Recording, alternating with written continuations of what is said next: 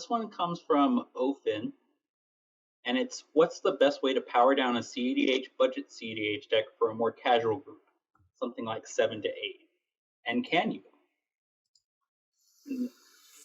So most people, the quick answer that will always fire off is take out tutors, take out fetches.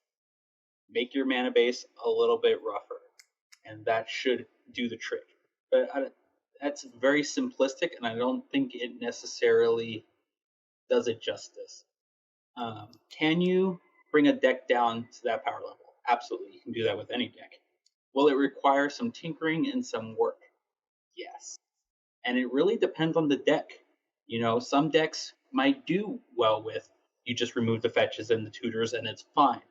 Other decks might require you to remove key pieces of the win con, or even go with an even worse win con in order to bring it down to those levels. I think it really just depends on who the commander is and what your colors are and what your win cons are to begin with.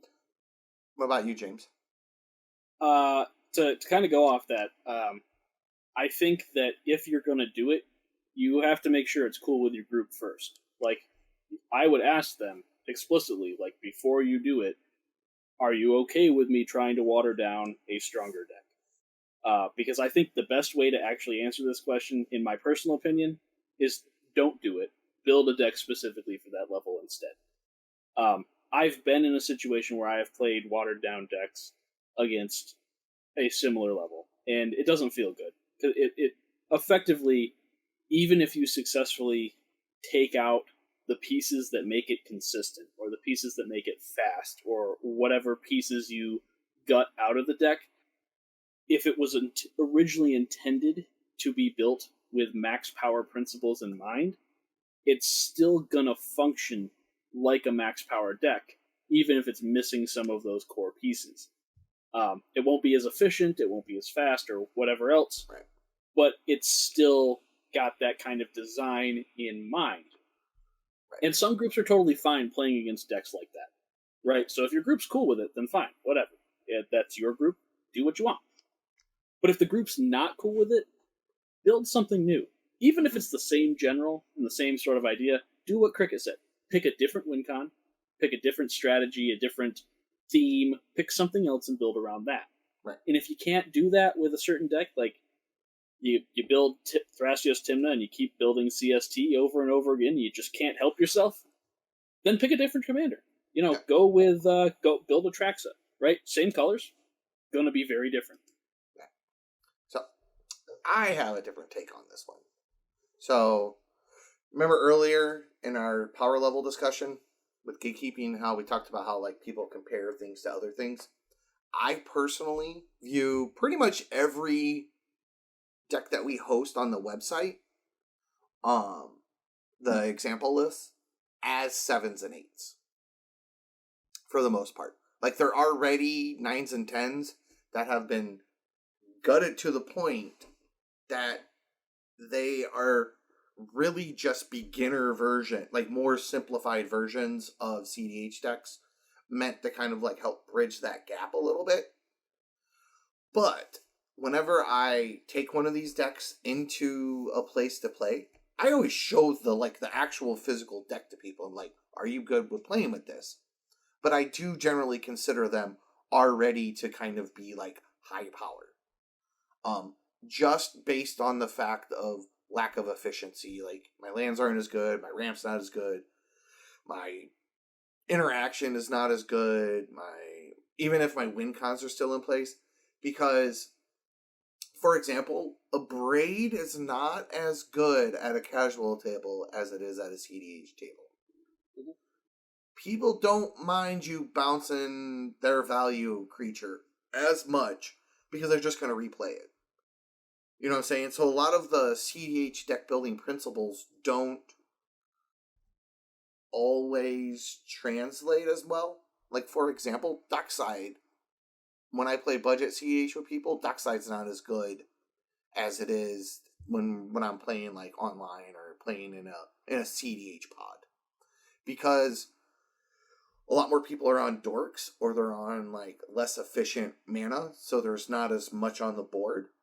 And the games just kind of play out. Like I played Kalia on a stream with Mons maybe about a month ago, and all of our games I had a dockside in my hand just rotting because the dockside literally never did anything was nothing more than a Manamorphose the whole game, and I couldn't go off, so I had to like keep trying to find other avenues to go off, and because everybody was playing dorks, because dorks are cheap. Now, is that always the case? No. But it definitely, I've found that quite often in my experience. Another thing you can do is, like what's suggested, is like just take the commander, like take Kess and just build Wizard Tribal with it. Like, it's not going to be the worst deck in the world. You still got Grixis. You could probably still put in some Grixis stuff. And just get just play Kess, but just play a casual Kess. It doesn't have to be necessarily consult. Not that you can or cannot play consult, but a lot of it is just having that conversation with people, I think. Just like it's been stated before. And I think there is a line.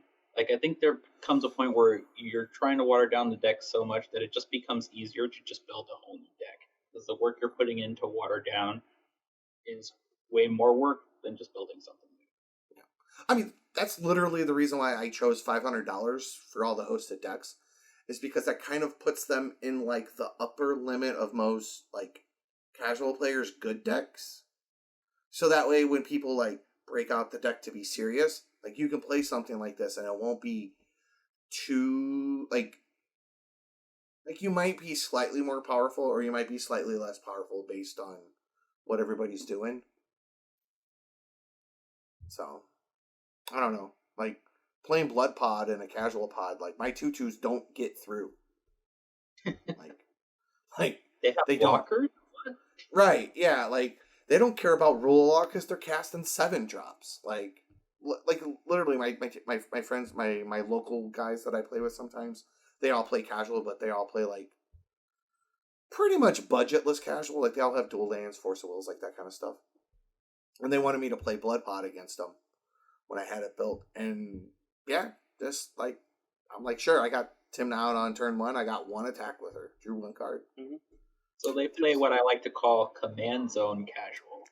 Yeah. Mm-hmm. Yeah. There's kind of an odd situation with that too, is like, this is why I go back to the idea of usually it's just going to be better for you to build something new. Right. Because as much as you want other people to be able to have fun doing their thing in those power level pods, right? Because if you're talking, that mid-high power range, you're probably talking about interactive games, but still people are all going to be able to kind of do their thing. Yeah. The thing is, you don't want to just be a speed bump either. Like, if you've got a cart with 3 wheels, they said this in the MLC coverage, and I like this analogy, right? Yeah, if you got a cart with 3 good wheels and a squeaky wheel, like, yeah, you can deal with a squeaky wheel, but wouldn't you rather just have 4 wheels that work? Right. Mm-hmm. And I think that's a big part of it. Well, and that's kind of what I wound up doing. It was my personal pod list winds up running creatures like Sun Titan, Inferno Titan. I run a lot of times I'll run Tendershoot Dryad. I'll run Anafenza, like Sarah Ascendant, because I want bigger, beefier creatures that do stuff, but they also help me close out the game as a stacks deck.